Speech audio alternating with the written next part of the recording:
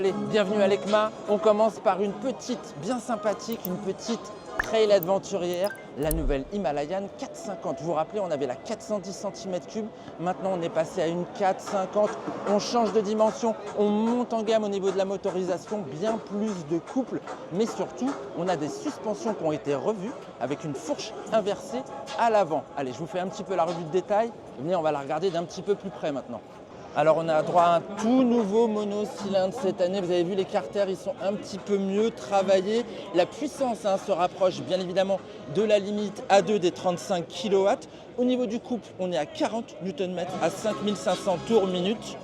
Et Royal Enfield nous garantit qu'on a 90% du couple disponible dès les 3000 tours. Donc ça va fonctionner très très bas, un petit peu comme l'ancienne, mais un petit peu mieux évidemment, vu qu'on avait peine à atteindre les 130 km sur autoroute. Maintenant, ça devrait le faire. Donc les suspensions ont été revues bien évidemment. Je vous ai parlé de la fourche inversée, l'amortisseur également, toujours réglable en précontrainte.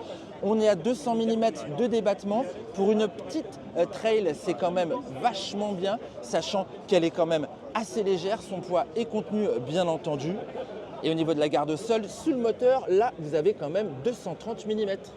Alors, on trouve toujours de l'acier au niveau du cadre. En revanche, il a quand même été passablement revu, tant sur l'ossature qui abrite le moteur qu'au niveau de la boucle à l'arrière et du bras oscillant. On reste sur des composés en acier. Donc, on a une commande électronique Ride-by-Wire. On a également plein d'accessoires. Là, par exemple, moi, j'ai choisi la définition Rallye. Vous avez une selle qui est un petit peu plus plate, mais vous avez bien évidemment les versions standards. On a des versions Adventure également, tout un package d'accessoires dédiés en fonction des univers. Bon, on retrouve toujours les petites protections qui vont bien. Ça, c'est sympa pour attacher notamment les supports GoPro.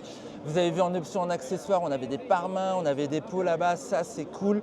J'ai des infos sur la motorisation au niveau de la puissance maxi, on est à 40,02 chevaux.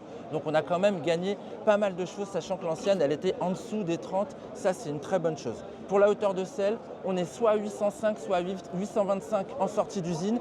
Là, je pense qu'ils ont mis la version 805. Et puis après, ça reste vraiment l'Himalayan qu'on connaissait. Je trouve que justement le poste de pilotage est un petit peu plus ramené vers moi. Ça, j'aime bien. Un petit peu moins large peut-être le guidon. Mais bon, après, ça reste toujours sympa avec la petite bulle devant. Ah, ça, c'est une petite trail bien sympathique. Et il y en a plein cette année qui sont dévoilés.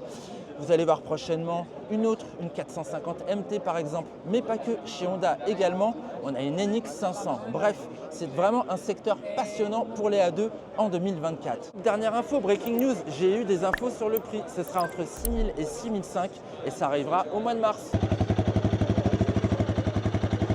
Je sais pas trop si on a le droit.